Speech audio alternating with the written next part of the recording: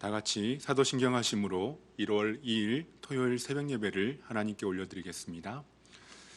전능하사 천지를 만드신 하나님 아버지를 내가 믿사오며 그 외아들 우리 주 예수 그리스도를 믿사오니 이는 성령으로 잉태하사 동정녀 마리아에게 나시고 본디오 빌라도에게 고난을 받으사 십자가에 못 박혀 죽으시고 장사한 지 사흘 만에 죽은 자 가운데서 다시 살아나시며 하늘에 오르사 전능하신 하나님 우편에 앉아 계시다가 저리로서 산자와 죽은 자를 심판하러 오시리라.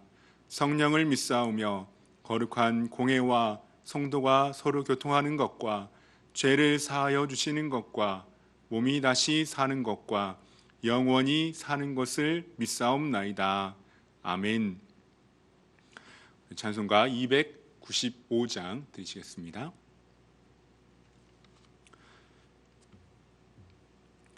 큰 죄에 빠진 나를 주 예수 건지사 그 넓은 품에 다시 품으시는 은혜는 저 바다보다 깊고 저 하늘보다 높다. 그 사랑 영원토록 나 찬송하리라. 날로 더욱 귀하다. 날로 더욱 귀하다. 한이 없이 넓은 우리 주의 사랑 날로 더욱 귀하다. 옛날에 유대 땅에 주 예수 다닐 때 그 은혜 받으려고 큰 무리 모였네. 눈먼 자 병든 자를 다 고쳐주셨으니 나 같은 죄인까지 그 은혜 받도다. 날로 더욱 귀하다. 날로 더욱 귀하다. 한이 없이 넓은 우리 주의 사랑 날로 더욱 귀하다. 주 크신 사랑으로 만 백성 위하여 그 십자가의 고난 다 받으셨으니 그 속죄 받은 성도 큰 소리 함께 높여 온 천지 울리도록 주 찬송하리라. 날로 더욱 귀하다. 날로 더욱 귀하다. 한이 없이 넓은 우리 주의 사랑 날로 더욱 귀하다. 아멘. 우리에게 주신 하나님의 말씀은 누가복음 1장 26절에서 38절까지 말씀입니다. 누가복음 1장 26절에서 38절까지 말씀입니다. 제가 봉독하겠습니다. 여섯째 달에 천사 가브리엘이 하나님의 보내심을 받아 갈릴리 나사렛이란 동네에 가서 다윗의 자손 요셉이라 하는 사람과 약혼한 처녀에게 이르니 그 처녀의 이름은 마리아라. 그에게 들어가 이르되 은혜를 받은 자여 평안할지어다. 주께서 너와 함께 하시도다 하니 처녀가 그 말을 듣고 놀라 이런 인사가 어찌함인가 생각하매 천사가 이르되 마리아여 무서워하지 말라. 내가 하나님께 은혜를 입었느니라. 보라 내가 잉태하여 아들을 낳으리니 그 이름을 예수라 하라. 그가 큰 자가 되고 지극히 높으신 이의 아들이라 일컬어질 것이요 주 하나님께서 그 조상 다윗의 왕위를 그에게 주리니 영원히 야곱의 집을 왕으로 다스릴 것이며 그 나라가 무궁하리라. 마리아가 천사에게 말하되 나는 남자를 알지 못하니 어찌 이 일이 있으리이까? 천사가 대답하여 이르되 성령이 내게 임하시고 지극히 높으신 이의 능력이 너를 덮으시리니 이러므로 나실 바 거룩한 이는 하나님의 아들이라 일컬어지리라. 보라, 내 친족 엘리사벳도 늙어서 아들을 배웠느니라. 본래 임신하지 못한다고 알려진 이가 이미 6달이 되었나니 대저 하나님의 모든 말씀은 능하지 못하심이 없느니라. 마리아가 이르되 주의 여종이 오니 말씀대로 내게 이루어지이다 하매 천사가 떠나가니라. 아멘. 오늘 또 각 가정에서 예배드리는 모든 성도님들에게 하나님의 은혜와 평강이 넘치기를 주님의 이름으로 축복합니다. 오늘 본문 26절에서 38절의 말씀은 마리아에게 전해진 예수님의 탄생을 예고하고 있습니다. 하나님의 보내심을 받은 이 천사 가브리엘이 이 갈릴리 나사렛이라는 동네에 살고 있던 이 다윗의 자손 가운데 이 요셉이라 하는 요셉이라 하는 사람과 약혼한 마리아라는 이 한 처녀를 찾아왔습니다. 그래서 이 사가랴에게 나타나 세례 요한의 탄생을 예언했던 이 천사 가브리엘은 이 엘리사벳이 임신한 지 6개월이 되었을 때 다시 마리아에게 예수님의 탄생을 예고하고 있습니다. 이 천사 가브리엘은 마리아에게 이렇게 말하고 있습니다. 28절 말씀에 그에게 들어가 이르되 은혜를 받은 자여 평안할지어다 주께서 너와 함께 하시도다 하니. 그래서 가브리엘이 마리아를 찾아와서 은혜를 받은 자여 평안할지어다 라고 말하고 있는 것은 이 마리아가 은혜를 받은 것이 하나님께서 이 마리아와 함께 하시기 때문입니다. 그런데 29절 말씀을 보면 마리아는 이 천사 가브리엘의 말을 듣고 너무 놀라서 도대체 무슨 말인가, 그의 말이 뜻이 무엇인지 생각했다라고 말씀하고 있습니다. 그래서 마리아가 그 말을 듣고 놀랐다라는 것은 아주 당황하게 하다, 크게 요동하게 하다라는 의미를 갖고 있는데 매우 크게 당황했음을 보게 됩니다. 요셉과 약혼한 상태에서 아직 처녀였던 이 마리아에게 벌써 아이를 갖는다는 것은 너무 놀랍고 무서운 일이 아닐 수 없었습니다. 그래서 그럼에도 마리아는 이 사가랴처럼 두려워하거나 놀라기만 한 것이 아니라 천사가 전한 말의 의미를 무슨 뜻으로 말하는지 마음 깊이 생각했던 것입니다. 그리고 이어서 천사는 이 마리아에게 다시 같은 뜻의 말을 반복하고 있습니다.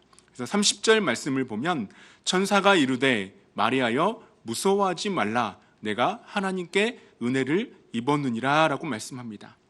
마리아에게 무서워하지 말라라고 하는 것은 처녀이면서도 아이를 갖게 되는 것은 하나님께서 행하시는 일이며 마리아에게는 영광이며 메시아를 잉태하는 은혜를 입었기 때문입니다. 그래서 천사 가브리엘은 그녀가 낳게 될 아이가 어떤 분이신지를 알려주고 있습니다. 그래서 31절과 32절 말씀을 보면 보라 내가 잉태하여 아들을 낳으리니 그 이름을 예수라 하라. 그가 큰 자가 되고 지극히 높으신 이의 아들이라 일컬어질 것이요 주 하나님께서 그 조상 다윗의 왕위를 그에게 주시리니 라고 말씀합니다. 먼저 가브리엘은 이 마리아에게 아이를 낳게 되면 그의 이름을 예수라 하라 라고 말하고 있습니다. 마태복음 1장 21절에서 말씀하고 있는 것처럼 이 태어날 그 아이는 자기 백성을 그들의 죄에서 구원할 자이심을 알려준 것입니다. 그래서 자기 백성을 그들의 죄에서 구원한다라는 것은 그들에게 다시 하나님의 나라의 삶을 회복시켜 주심을 말씀하고 있습니다. 본래 사람이 하나님 나라의 삶을 살도록 창조되었지만 죄 때문에 하나님과의 관계가 깨지게 되었고 그 나라를 잃어버렸습니다. 하나님 백성이 죄에서 구원받고 새롭게 살 나라는 바로 하나님의 나라이며 그 나라는 영원하기 때문입니다. 그래서 그 나라의 왕 되시는 예수 그리스도는 영원하신 왕 되시는 분이십니다. 그래서 천사 가브리엘은 계속해서 이 마리아에게 그녀가 낳을 아이에 대해 말하며 그가 큰 자가 되고 지극히 높으신 이의 아들이라 일컬어질 것이다 라고 말하고 있습니다. 누가복음 1장 15절에서 16절 말씀을 보면 천사 가브리엘이 사가랴에게 그의 아들로 태어날 이 세례자 요한에 대하여 말하면서 이는 그가 주 앞에 큰 자가 되며 포도주나 독한 술을 마시지 아니하며 모태로부터 성령의 충만함을 받아 이스라엘 자손을 주 곧 그들의 하나님께로 많이 돌아오게 하겠습니다라고 한 것을 보게 됩니다. 이렇게 주 앞에 큰 자라고 하여서 주 앞에 이 수식어가 붙을 때는 특정한 의미에서 뛰어난 사람을 말하고 있지만 수식어가 붙지 않고 그냥 큰 자라고 말하고 있는 것은 하나님을 말하고 있습니다. 그래서 마리아에게 태어나실 이 예수 그리스도는 곧 하나님이신 것을 분명하게 말씀하고 있습니다. 그렇기 때문에 천사 가브리엘은 그가 큰 자가 될 것을 말하면서 지극히 높으신 이의 아들이라 일컬어질 것이다 라고 더해서 말하고 있는 것입니다. 그리고 나서 이 마리아가 낳을 아이에 대해서 천사 가브리엘이 또 한 가지를 알려준 것을 33절 말씀을 통해 보게 됩니다. 33절 말씀을 보면 영원히 야곱의 집을 왕으로 다스릴 것이며 그 나라가 무궁하리라 라고 말씀합니다. 하나님께서 예수 그리스도를 통하여서 이스라엘이 영원한 왕이 되게 하시고 그 나라를 영원하며 무궁하게 하시려는 것입니다. 이 땅의 정치적인 나라 이스라엘이 아니라 예수 그리스도를 믿고 구원받을 하나님의 백성과 영원한 하나님의 나라의 왕을 말씀하고 있습니다. 천사의 예고를 들은 이 마리아는 남자를 알지 못하는데 어떻게 이 일들이 있을 수 있는지 되묻고 있습니다. 마리아는 자신이 처녀의 몸으로 아기를 낳는다는 것은 도저히 이해할 수 없는 일이었고 만약 그것이 사실이라 할지라도 약혼자인 요셉과는 무관한 일이었습니다.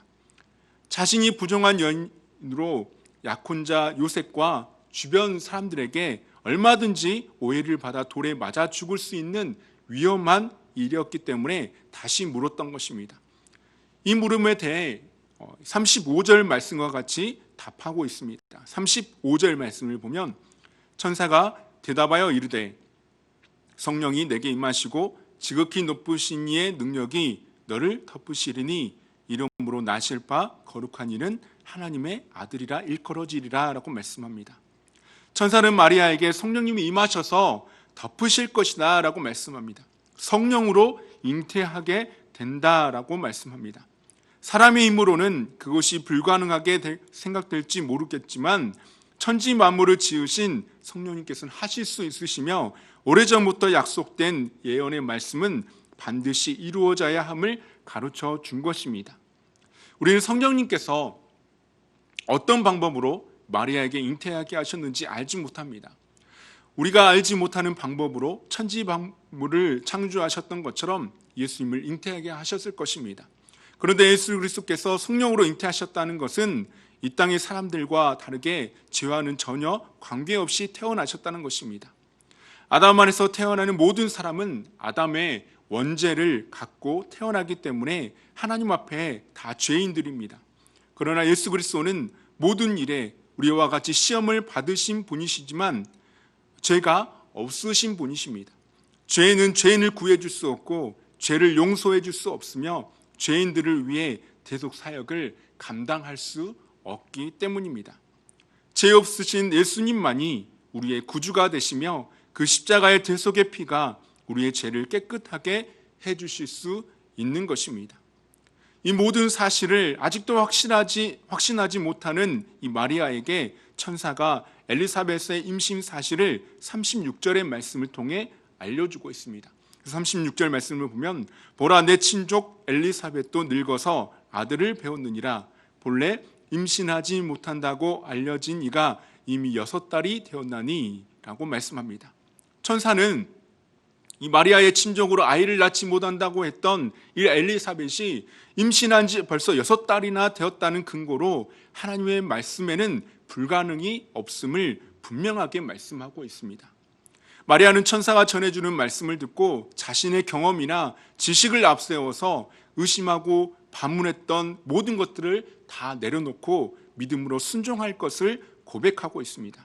37절과 38절 말씀을 보면 대저 하나님의 모든 말씀은 능하지 못하심이 없느니라 마리아가 이르되 주의 여종이 오니 말씀대로 내게 이루어지이다 하매 천사가 떠나가니라 라고 말씀합니다.